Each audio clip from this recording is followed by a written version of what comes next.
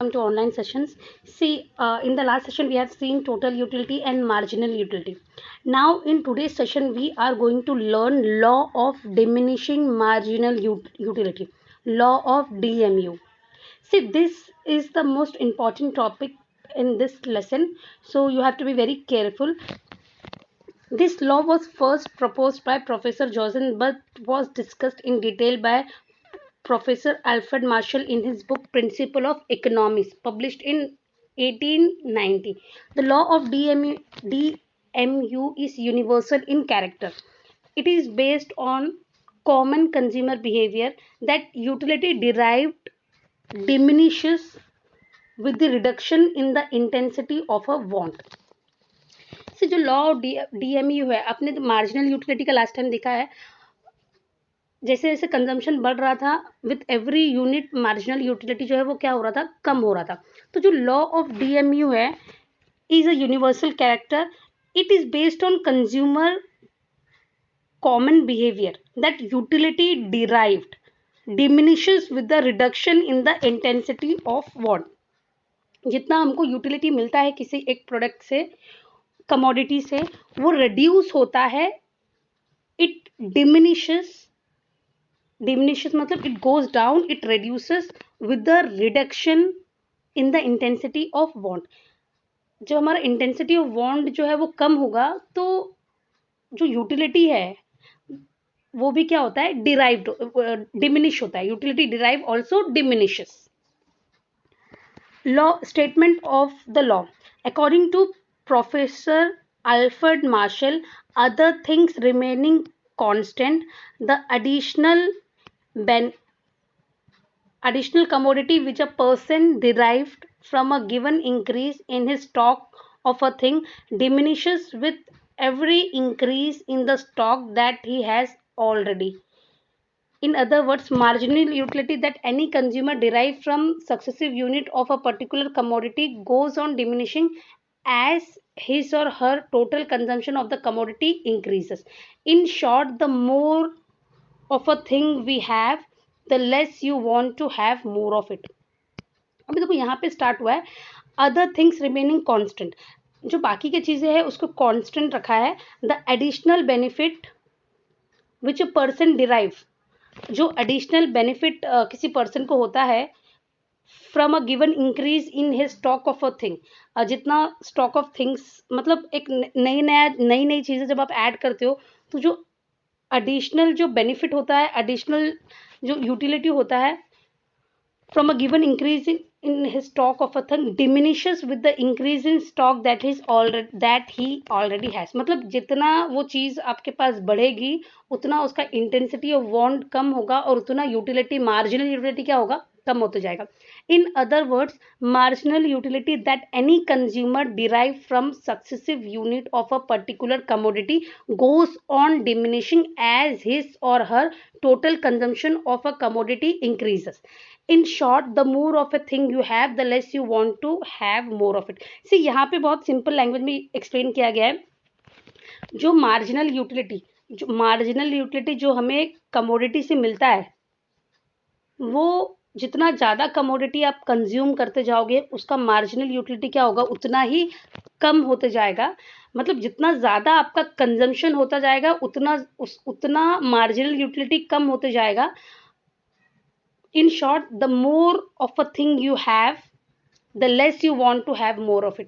मतलब जितना ज़्यादा आप कंज्यूम करोगे उतना लेस आपका वांट रहेगा और कंज्यूम करने के लिए. मतलब जितना ज़्यादा आपका कंजम्पशन रहेगा, आपका जो वांट है वो क्या होगा, इंटेंसिटी ऑफ वांट कम होते जाएगा एंड उससे मार्जिनल यूटिलिटी भी कम होगा. Now assumptions. See, law of DMU बहुत सिंपल है. Law of diminishing marginal utility. It means, इसका मतलब है कि जितना ज़्यादा हम लोग कंज्यूम करते हैं उतना उसका मार्जिनल यूटिलिटी कम होते जाएगा. I will give you one very simple example. If I am very thirsty, अगर मैं बहुत ज़्यादा थर्स्टी हूँ तो जो पहला ग्लास ऑफ वाटर जितना मुझे यूटिलिटी प्रोवाइड करेगा उतना सेकेंड ग्लास ऑफ वाटर नहीं प्रोवाइड करेगा. And if I keep consuming glasses of water one by one, what will happen, एक पॉइंट ऐसा आएगा कि मुझे और पानी पीने की बिल्कुल भी इच्छा नहीं रहेगी। तो अगर कंटिन्यूअस अगर मैं कर रही हूँ, तो मतलब पहला ग्लास ऑफ वाटर ने जितना मुझे यूटिलिटी जितना मुझे मिला था मार्जिनल यूटिलिटी, दूसरे ग्लास ऑफ वाटर से उतना नहीं है, थोड़ा कम होगा, थोड़ा कम होगा। जितना ज़्यादा कंजम्पशन बढ़ते जाएगा, यूटिलिटी क्या होगा, कम होता रहेगा उसका, marginal utility. Now next is assumptions. अभी वहां पे पहले पहले बोला था कि अदर थिंग बीइंग कांस्टेंट, तो हम ये मार्जिनल यूटिलिटी जो लॉ है, ये एप्लीकेबल होने के लिए व्हाट आर द एजम्पशंस, मतलब ये लॉ तभी एप्लीकेबल होगा जब ये सारी चीजें, ये एजम्पशंस किए जाएंगे। First one, following are the assumption of law of DMU. Rationality, consumer is assumed to be rational. It means that his behavior is normal and he tried to maximize his satisfaction. See, यहाँ पे consumer का जो behaviour है वो rational होना चाहिए, and he try to maximise his satisfaction, उसका satisfaction वो मैक्सिमाइज करना चाहिए, मतलब वो एक जो कंज्यूमर है वो साउंड बिहेवियर का होना चाहिए। Next है cardinal measurement. The law assumes that utility can be cardinally or numerically measured. Hence, mathematical operations are easily possible to know and compare the utility derived from each unit of a commodity. See, जो भी commodity आप consume कर रहे हो वो numerically वो measure होना चाहिए। मतलब यहाँ पे इतना बोला है कि कार्डिनल मेजरमेंट होना चाहिए, जो भी चीजें आप कंज्यूम कर रहे हो न्यूमेरिकली वो उसका मेजरमेंट पॉसिबल होना चाहिए। तो hence mathematic operation are easily possible to know and compare the utility derived from each unit of a commodity। तो इससे क्या होगा कि अभी समझो मैंने 10 मैंगो कंज्यूम किया, तो आई नो, मेरे माइंड में है कि मैंने 10 मैंगोज कंज्यूम किया है, तो वो न्यूमेरिकली मैं इसको काउंट कर सकती हूँ कि 10 है। तो इससे क्या होगा, कंपैरिजन इजी हो जाएगा कि मैंने पहला मैंगो खाया तो मुझे कितना मुझे सेटिस्फैक्शन मिला है, सेकंड मैंगो से कितना मिला है, थर्ड मैंगो से कितना मिला है। तो ये जो सेकंड एजम्पशन है, इसका मतलब है कि कार्डिनल मेजरमेंट, मतलब जो लॉ है, the law assume that utility can be cardinally और न्यूमेरिकली मेजर्ड, मतलब वो मेजर्ड होना चाहिए। Next is homogeneity. All unit of a commodity consumed are exactly homogeneous or identical in size, shape, color, taste, etc. मतलब जितना भी आप back to back आप कंजम्पशन कर रहे हैं, तो वो जितनी भी यूनिट्स है, मतलब जो कमोडिटी है, उसका साइज, शेप, कलर, टेस्ट सब होमोजीनियस होना चाहिए, सब इक्वल होना चाहिए, सब सेम होना चाहिए। तो पहला एजम्पशन क्या था, रैशनल, जो कंज्यूमर है वो रैशनल साउंड माइंड का होना चाहिए, वो कोई एक इनसेन मैड पर्सन नहीं होना चाहिए, वो कंज्यूमर जो है वो साउंड माइंड होना चाहिए।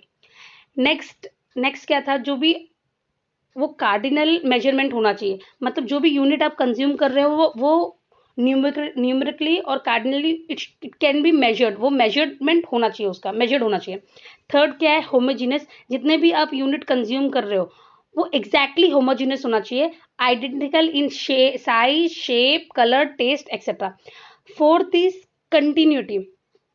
All unit of commodity are consumed in quick succession without any lapse of time, मतलब जितने भी यूनिट आप कंज्यूम कर रहे हो बैक टू बैक होना चाहिए, सक्सेशन में होना चाहिए। अभी फॉर एग्जांपल एक मैंगो मैंने अभी कंज्यूम किया है, फिर 5 घंटे बाद मैं दूसरा मैंगो कंज्यूम करूंगी, तो दोनों का मुझे जो यूटिलिटी है, मार्जिनल यूटिलिटी, वो सेम होगा। एम आई राइट? तो जो कंजम्पशन है वो कैसा होना चाहिए, बैक टू बैक होना चाहिए, मतलब बैक टू बैक मेरा कंजम्पशन होना चाहिए। All unit of commodity are consumed in quick succession without any lapse of time. अभी नेक्स्ट क्या है, reasonability. All the unit of commodity consumed are of reasonable size, they are neither too big nor too small. तो मतलब जो commodity आप consume कर रहे हो वो रीजनेबल साइज का होना चाहिए, बहुत ज्यादा बड़ा भी नहीं होना चाहिए और बहुत ज्यादा स्मॉल साइज में भी नहीं होना चाहिए। Next is constancy. All the related factor like income, taste, habit, choice, like, dislike of a consumer should remain constant. Marginal utility of money is also assumed to be constant. यहाँ पे तो जो related factor है, जो consumer से related factor है, income है, taste है, हैबिट है, चॉइसेस है, लाइक है, डिसलाइक है, of a consumer should remain constant, उसका वो कांस्टेंट होना चाहिए। Marginal utility of money is also assume to be constant. अभी जो मार्जिनल यूटिलिटी है, मनी से जो मार्जिनल यूटिलिटी मिलता है उसको भी क्या अज्यूम किया है, कांस्टेंट अज्यूम किया है। Next is divisibility. The law assumes that the commodity consumed by the consumer is divisible so that it can be acquired in small quantity see जो ये लॉ के हिसाब से जो भी कमोडिटी कंज्यूमर कंज्यूम कर रहा है वो डिविजिबल होना चाहिए so that it can be acquired, उसको आप स्मॉल क्वांटिटी में एक्वायर कर सको. नेक्स्ट है single want. A given commodity can satisfy a single want of a person. The law bring disutility. See next is this one is single want. A given commodity can satisfy a single want of a person. The law assume an experience of a single want which is completely satiable at a given point of time.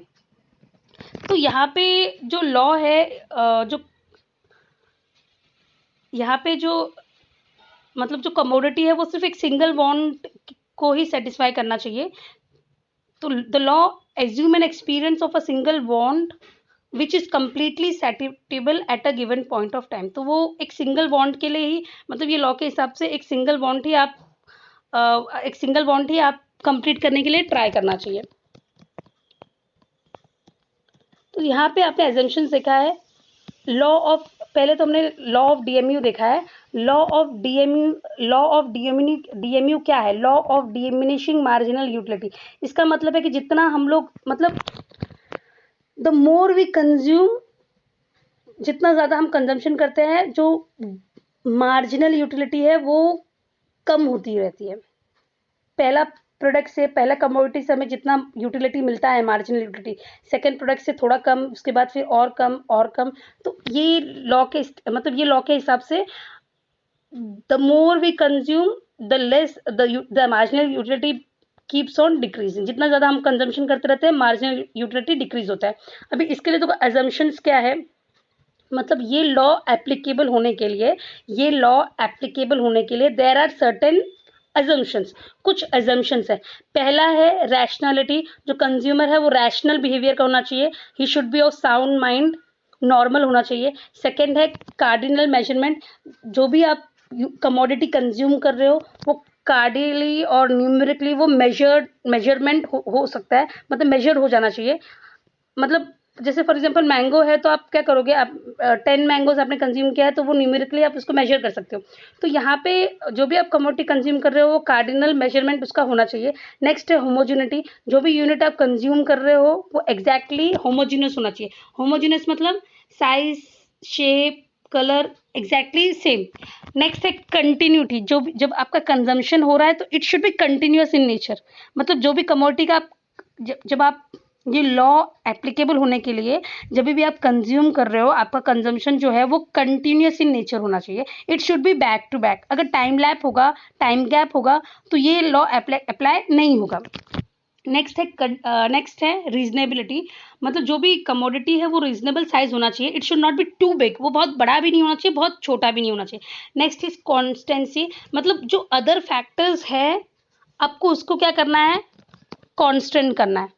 मतलब other factor remaining constant. मतलब जो बाकी के जो related factors है, उस income है, taste है, हैबिट है, चॉइसेस है, like dislike of consumer should remain constant. इसके बाद divisibility. The law assume that a commodity consume by the consumer is divisible. वो डिविजिबल होना चाहिए so that it can be acquired in small quantity. Next है single want. मतलब एक जो commodity है वो सिर्फ एक सिंगल वांट ही क्या करना चाहिए, सेटिस्फाई करना चाहिए. So today we have seen law of DMU, introduction, statement of law and assumptions. In the next session we'll see the diagrammatically representation of the law and exception. So with this I would like to end today's session.